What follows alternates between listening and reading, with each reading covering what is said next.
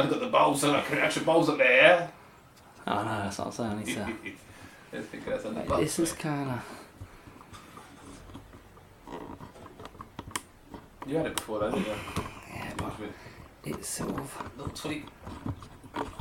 It's like now I've got it. It's cuts off. That's it. For some reason, it's a bit lower.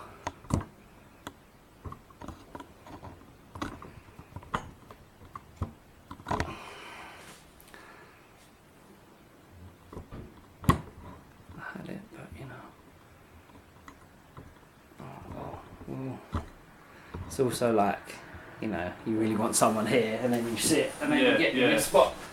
But anyway, that's going. I'm just gonna get ready to jump straight in because I'm gonna put a time on it.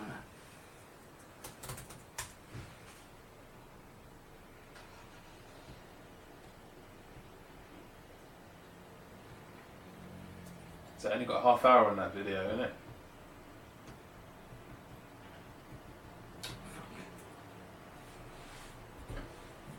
It's got 20 minutes.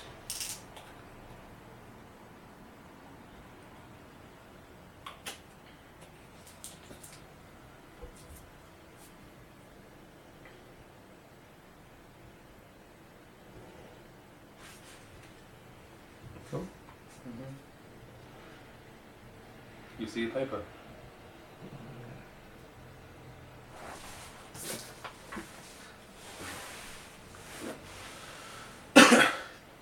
You done the checks?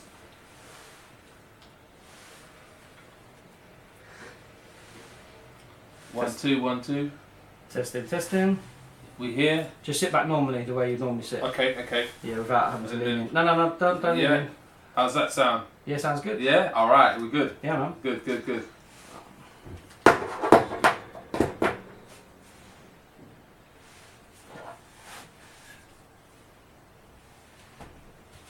So, episode 2 of Extra Time. We ain't quite sorted on the name yet, but hey, it's going to be one of those, I think. What do you reckon? Back in the net, mate. Back in the net. Okay, back in the net. We'll see. Back in the net, Extra Time. But either way, it's episode number 2. Me and Adrian are here to talk to you about the games on the weekend, specifically our teams, because obviously they're the ones we're most interested in. Let's not lie. So we're going to kick straight off with Liverpool. Phenomenal. Phenomenal. You know, Liverpool had a, relatively easy opening game against the sort of new look West Ham side. So I suppose let's just jump straight in and see what Adrian thought about the game. Well, it could have been a banana skin, to be fair. They've gone and signed, West Ham have gone and signed some really half-decent players in the summer, you know. Jack Wilshere, the Brazilian lad, Felipe Anderson, looks a real player, a lot of pace. Arnautovic finished the season well. Mikel Antonio has always been a threat. They had a few threats in that team, and you looked at it, thought, they might nick us on a set piece or something horrible like that. You start thinking the worst. You think you can win, but you always think the worst sometimes. But we dispatched them. We really dispatched them, and Salah again off the mark. He's already on the roll. No hangover from last season. The fear of the Liverpool fans, like, can he do it again? Can he reproduce the form? Everyone's died, so can he do it again? Was it? You think that the flash in the pan comes to mind and stuff, but I think the greatest thing about Salah is that he's got all these other players around him who are taking the pressure off him. Yeah. You know, Mane's 2 goals yesterday, and he looks like he could be the one who might have his Salah season this season, because prior to Salah coming, Mane was different class. Great debut season. Then Salah come and sort of stole his thunder. So we're looking at a player who is, well capable of the sort of figures that Salah got last year, perhaps. It's funny because everyone else, apart from Liverpool fans seem quite nervous about Salah reproducing the 40 goal plus that he produced last year. But I don't think that's in doubt. I think he is as good. You don't score. I remember when Andy Cole scored 40 goals. He didn't go on and then not score the following season. Guys that score that many goals will continue to score. Whether he scores 40, we don't know, but he's certainly going to bag a lot of goals. High 20s and such. Yeah, definitely in that Liverpool side. But I mean, just some new players in there. Keita, I mean, what was the standouts for you? I mean, to me, it was a routine game. I said 3-0 before the match. It was 4-0. Could have been more. It went the way I expected. Liverpool pretty much dominated against a bit of an average West Ham side. I wasn't worried about West Ham. I just thought they're just going to get dispatched. I think, if anything, Liverpool got stronger than last year in terms of strength and depth. So I was expecting them to just walk away without having to get out of second gear. And to be honest, they did. But I saw the signs of real quality in Liverpool, especially it being the opening day. And for me, it was quite interesting that they actually showed some of the quality that we all thought we wanted to see, that they would then go on and challenge City. And I think we saw it already. Yeah, I mean, it's one thing to have a good pre-season. We know about that. It's another to replicate in the first game at home when the pressure is on to perform. Make no mistake. Experience tells you that sometimes that expectation that you have to win can cripple you. Yeah. And we've seen big teams sort of cripple on the opening day, just can't produce that, and that team comes and stifles us. But to be fair, West Ham played into our hands with the way that they tried to approach the game, holding a high line. Manuel Pellegrini, tried to be, his tactical nous to try and negate Liverpool, but in the end, it played right into our hands. And standout performer, one that perhaps people aren't talking about, Trent Alexander. I mean, he had not had a real pre-season for Liverpool off the back of the World Cup. Only played one game for England, but he had that World Cup break. He plays an absolute gorgeous pass for the second goal. It's the pass that gets Naby Keita in. He's cut out about 6 West Ham players from his right back position. Just beautiful pass into the space, in between the midfield and the defence. And Naby Keita does the rest. And lovely weighted pass. Robinson, good cross. Salah scores the goal. And sorry, that was Mane's goal. Sorry, not Salah's goal. Second goal. But this boy has such ability. I think he's going to end up playing in central midfield. I think he's so good, and I think the sky's the limit for this boy, honestly. Yeah. I mean, right back. He's playing right back. Back, yeah. It's interesting because he's very similar to Kyle Walker. But what I noticed about him was that he's obviously got bags of energy. He's very quick. He's as quick as probably, or certainly up there in terms of Walker's kind of pace, which makes him very fast, because that is about as fast as we're going to see. Yeah. He probably can run 100 metres in 10 seconds, I'm imagining. But he also is that he constantly is trying to get forward. And he sees it. He reads the game well. He sort of, you can, even as a young lad, you can see that he understands when the time's now, when it's his time, when it's the right time to go, and that's what's kind of impressive. It's not that he's got energy and he's quick, because he doesn't have to be good to have that stuff. But the fact that he seems to know when he should be going, when he should be making those runs. He's not just bombing it. Sometimes you see these young players, they're just bombing it up. Not really giving too much thought about what's going on, but he seems to be reading it right and making the runs at the right time, and that's probably down to Klopp, or just more broadly Liverpool, in terms of how they've taught him and what they're doing on the training ground. So but yeah, definitely great player. Yeah. My standout was Van Dijk, because he did what you said the other day. He actually did. He just did everything with ease. It wasn't like there was this last ditch tackle and it was like, oh my god, that's an amazing tackle. It was more that he just handled all of his business 100% with efficiency, and it was like no one is getting an inch. You never see him sprinting in that kind of breakneck, I must make a tackle situation. He always seems to everything's like 2-3 yards near him. He just has to burst 2 yards and stop it. That's right. He's never you never see him. He's out of position where he's chasing back and he's caught the wrong sides of the ball and the player's got the run on him. You just don't see it. Or you're just sort of seeing that he seems to be in the right position. He seems to make the tackles and win them. He seems to know when to nick the ball and get them. He just snuffs out the danger, and he reads the game really well. He almost reminds me of an old traditional centre half, kind of like a sort of Tony Adams, like a very typical. I just read it all well because I'm such a good reader. I don't have to be fast. Yeah, I don't have to ever be in a position where I'm struggling to make a last-ditch tackle. Maybe on the odd occasion, but generally 95% of the time, I've got the game. Yeah, I've read the game. Well, yeah, they talk about players like, I'm going to say Arsenal players. They talk about players like Ozil and these players that kind of see pictures. and they play passes that no one else saw. Well, this is the equivalent, the defensive equivalent, of this guy. He's just seeing what's going on. He's 2 steps ahead. They're playing, but he's 2 steps ahead of how they're going to do it. And then he just make his move and he just snuffs the danger out. And it's amazing. Again, no amazing headers or lasting tackles, but as I mentioned, you forgot about his price tag. Yeah. Oh, no, and that's a big deal because the price tag is a massive thing in football, and as soon as you don't play well, people will hit you with the price tag stick. They'll question your worth and such. You never hear about it anymore, and that is a measure to the man what he's done. I think definitely he's without doubt. We were talking about Stones and Maguire, and I was thinking of Maguire when Liverpool were playing of the World Cup performances. And I was thinking, Maguire brought the ball up. He doesn't bring the ball. But what I noticed with him as well is that he's got really good 2 good feet. His passing's really simple. He doesn't try and do too much. He doesn't get too clever, but he does it very well. So his passing, sometimes it's only 10, 20 yards. It's not 30, 40 yards. But his passing is on point every time. So he makes his passes and he does it. Sometimes I was watching. It's not even pro game, but I was watching in pre-season. West Ham played Billericay, and it was West Ham had this centre half, and great young talent apparently. He's 16, he's about 6'5", he's massive, and he's really good defender, but he couldn't pass.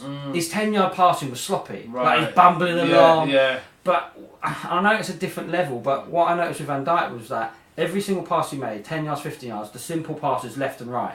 It was crisp, clean, with the right pace, in the right place. If it had to be a yard in front of the player, it was exactly a yard in front of the player. If it had to be perfectly to feet with perfect weight, everything was perfectly executed. Sure. Even though we could all say it was simple, but it was with absolute precision execution. The simple things that are pretty hard to execute sometimes as a defender. If he was in midfield, we'd all be going, his passing's quality. Because everything's crisp and immaculate and efficient, perfect, but because he's a defender, you don't really think about it. You think I would take it for granted. But actually, he executed everything very well. That's on the ball. So I think you can see, with him being in that team, and you said it the other day about the other players, raising their game around him, and you can see that, this team. Joe Gomez, he played alongside him centre half, and he was on top form.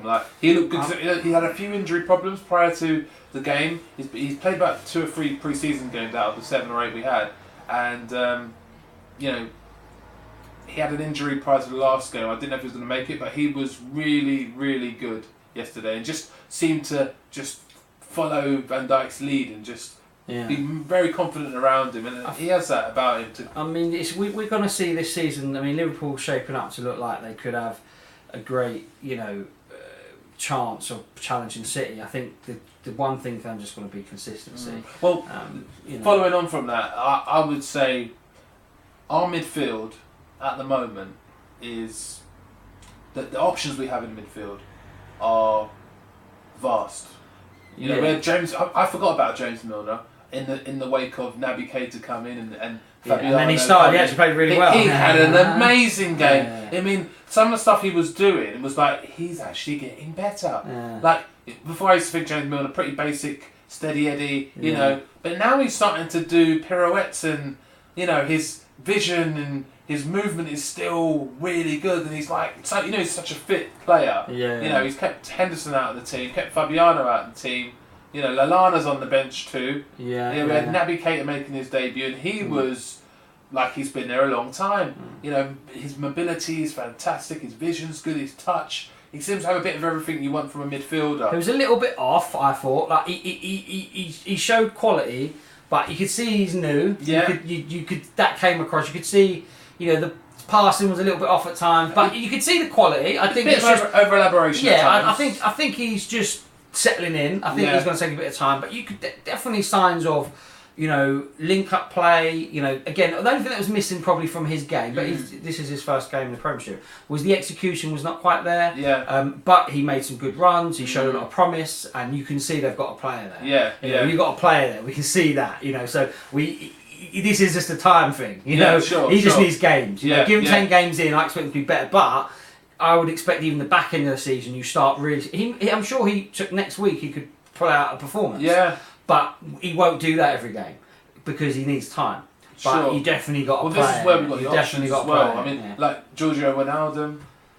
I know he actually played quite well for me. I was quite impressed in the role that he played. It wasn't a role that I was necessarily thought of him to play, but he played a role quite efficient as well. Like him and Milner, they worked quite well in there. And I think, like you said before about Henderson, you know, he needs to watch out. I mean, I think the good thing is that I don't think it's a case of like, what I think Klopp's done is that he's bought players in that are basically all good enough to be in that 11. Yeah. What a lot of teams do is that they buy players that sometimes are not quite good enough to be in the 11. Yeah. But that player doesn't quite challenge. But what he's done is he's bought players who I think are good enough to be in the 11. Yeah. And he's probably got about 16 of them.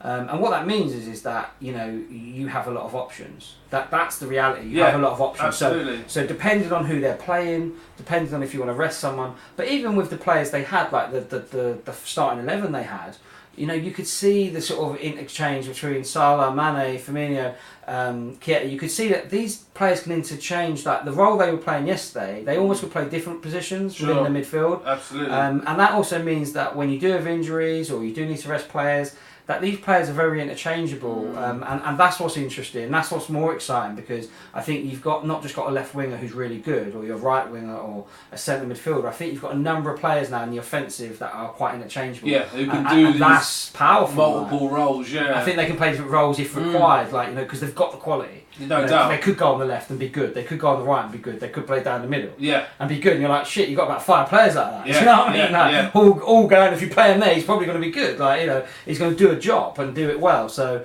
I think that's exciting. You know? It's a positive time to be a Liverpool fan, because we all know Liverpool, their history, and we haven't won the league for far too long. And you've got to have a bit of a smile in your heart being a Liverpool fan at this point in time, because we are looking at a very positive time. So you know, it's good to smile about it. I mean, if enjoy the positive football from Klopp. Yeah, I mean, if I was, you know, obviously it's opening day, so we can't be too critical. No. If I was being critical about anything, I wish they at times moved the ball a bit quicker. I think, you know, the difference sometimes, like, it's very small details.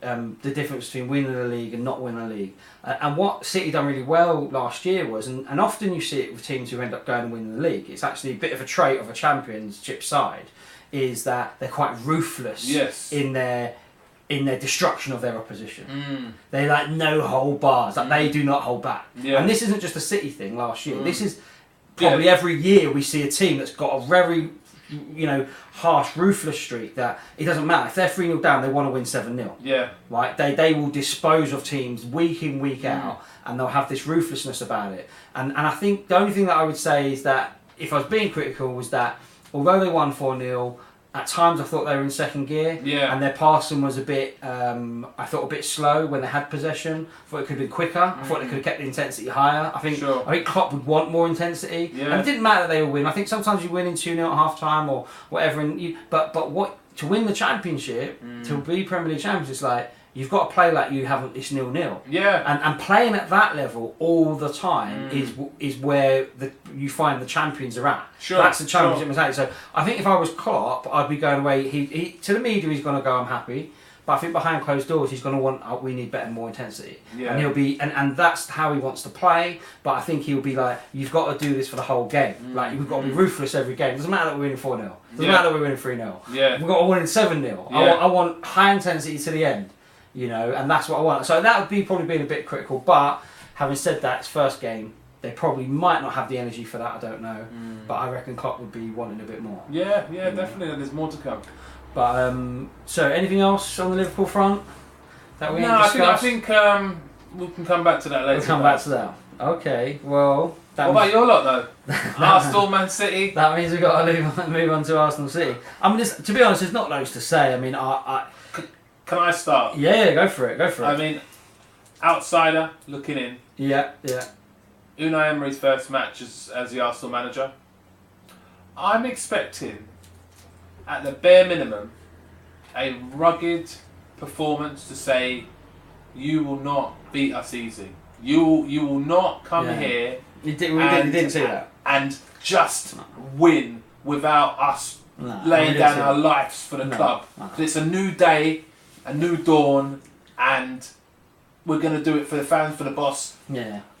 I didn't see it yesterday. And I saw an Arsenal team that were just weak, basically, you know. And this is not being nasty as a Liverpool fan. I'm just outside and wanting Arsenal to get the result against City because I want City to come a cropper early. Yeah. And I just felt that it was disappointing. Yeah. Disappointing. I think it was. I mean, I didn't see this till today actually, but about an hour ago before we started recording, I saw Sam Allardyce on Sky Sports app. Sam Allardyce has spoken, obviously. So Allardyce speaks. Sam Allardyce, and this is what's embarrassing. Sam Allardyce has said that our tactics were stupid, and this is from a manager who plays very basic, football. However, I think the point. I mean, let's start from the top. Line-up. We look at the line-up. The way I see it is that Arsenal are not United. Or you're not even United. They're not City. They're not Chelsea. They're not Liverpool. We do not have a squad on paper as good as you lot, as all those other teams. We just don't. We don't have the strength and depth like our rivals do. Even Tottenham, they've got like 18 solid players. We ain't got 18 solid players. We barely got 11. Like we're our strength and depth in our squad is thin, right? And don't get me wrong, Emery inherited that. So. He didn't get tons of money in the summer, right? So he's got a limited strength, quality-wise, of player. Yeah. How he has a lineup with one of the best players we got sitting on the bench, God only knows. When he could easily accommodate Lacazette into that 11, but he's on the bench. So now all of a sudden we've not even got our best 11 out on the pitch, And it was of no surprise that when he came on, he changed the game, and all of a sudden Arsenal had a threat going forward as a team. Before that, no threat. Okay, he comes on, Arsenal a bit of a threat going forward. I'm not saying they set the world on fire, but they're a threat all of a sudden, right? Because one of our best players is now on the pitch, and he's playing with the other players. He's got real presence to Lacazette. He seems to do well against City as well. Yeah, and the other thing is that he's playing Ozil, Ramsey, and Mkhitaryan. They play. I think Neville said it, or Souness said it maybe yesterday, that these guys play in second gear. There's no third gear.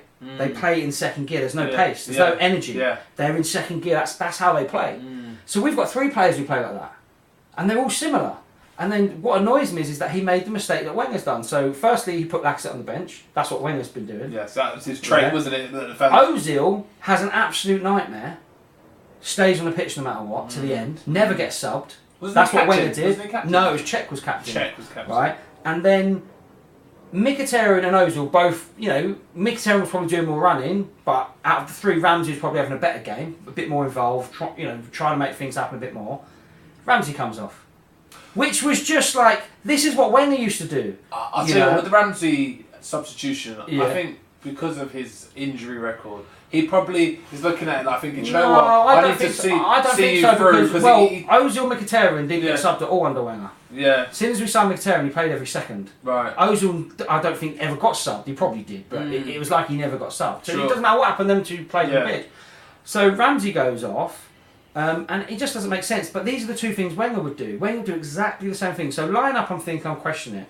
Then we just move on to tactics. They analysed it after the game, and it wasn't actually one of my original points, because I was originally just disappointed generally defensively with how we set up to play City, because they played quite narrow, which was fine, pushed them out wide, which was fine, but Sterling's goal was like Sunday League. Yeah, it was a bit too easy. We're nice and narrow, you push a man out wide, that's fine. He comes inside, so he comes inside of the fullback, no one goes to the ball. Yeah. No one goes to the ball. So we're going to let any player on that team, doesn't matter who we're playing in the Premier League, have just an easy little pop shot from 20 yards. They're going to stick that in the goal all day. Yeah. And it was just too easy. Don't get me wrong, credit to Sterling. I give him credit for doing it, because you still got to put it away. But that's making it so... Why has no one got to the ball? When that goal went in and that happens, I had a feeling like, that's too easy. I literally felt it in my heart.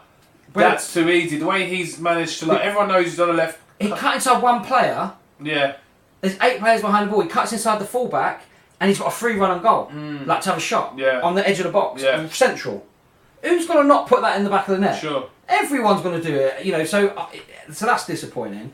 But so they, like I said, defensive. But the point I'm now going to make is more Cech. He clearly wants the goalkeeper to play out from the back. Cech got the ball 50 times to his feet, and 49 times he played out the back. to the point that he's so rubbish playing out from the back, check, because he's never been good on his feet, that he nearly kicked it in his own goal. Yeah, I saw that. But when that happened, right, I don't know if you saw it all, every time he got the ball, it was nervous, to the point that when eventually one time he cleared it, and the fans all cheered. Right. Because they were so happy he cleared it, because they don't want him playing from his feet. That's but the nerves of the fans. Emery's got doing what City are doing, give the goalie the ball, split the two centre-halves out to the 18-yard box, right, which is loads of managers are playing that way, but that's fine if you've got a goalie who can play with their feet. Yes. So again, you're playing a formation, the players can't even play. And this is what gets me mad. I said it before about a manager who's got a philosophy, playing away, but it doesn't matter who the players he's got. He's ignoring that the goalie can't play not his capable, feet. Not capable, yeah. You can't do that then. You can't just make him do it. Thing is, you bought a keeper, Leno, right? Leno, yeah. But he's not capable. He plays for the back. He apparently plays for the back. It's one of his greatest strengths. I'm not sure if he's like proving a point to Czech and whoever Czech backers are that Czech can't do this, so I can bring this keeper on and no one can give me any stick. I mean, I don't think he needs to do that. I think all the Arsenal fans and football people know that Czech has seen better days. But everyone knows he can't play out from the back. We've known that from the beginning. What's the mess around? Like this is just wasting time. Like, get the man in. You bought him. Get him in the team, kind of thing. Or it's like you play it back to Czech. Everyone knows he will launch it up the other end well because he's good at that. He's good kicker, right? Well, yeah. But we know he can't play. He's never been able to play with his feet. Never. Even Wenger didn't get him to do that. No. So to have a philosophy that says that's what we're going to do, even though so like Pep Guardiola did it the same. When the first season at Man City, he implemented his system, but he didn't quite have the personnel. So 2 years, even Neville said it's taken him the third transfer window to get all the players he's really got to really produce the goods. And that's fine. Same with Mourinho, taking one transfer window, second transfer window, third transfer window, and eventually you've got a few more players that can play. Yeah, your kind of players, your players. So I get that. But when you're trying to get a man to play a completely foreign thing that they're not even actually capable of, I'm sorry, that's just stupid. Yeah. But I know he can't do that. Yeah. The Arsenal fans don't do that. That's why Arsenal fans were going mad at during the game. Yeah. Even to the point, like, funny enough, Gary Neville said if we had a goalie that couldn't kick the ball, he goes, we would just run up the pitch. He goes, we wouldn't even try and get it short, we'd run up. Because if we go short, he's got to play, but if we go long, he can't play us. There you go. But he's obviously, that was his instruction because he'd done it. If he got the ball 49 times, he tried to play 49 times, and he clearly wasn't comfortable. And so that's that alone is why I'm sort of slightly concerned about. It's early days, but the signs are worrying that you'd have a manager who's supposed to be quite a mastermind in his own right, would get his team to play that way, knowing that you're playing against a repressing team in the league. City do not play when it comes to pressing the ball high up the pitch. Why would you want to do that in that match? Do it against Bournemouth, where, a team who lesser your ability,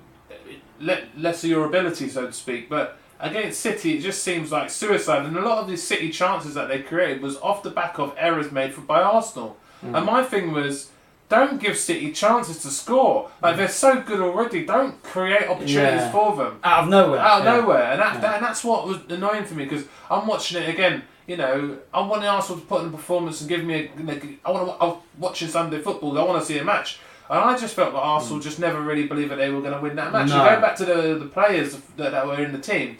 I mean, I didn't know that shit was going to do that. But I'm going to have to stop that anyway. Okay. We can stay on that point because this is going to stop. So what I'm going to do, 10 seconds,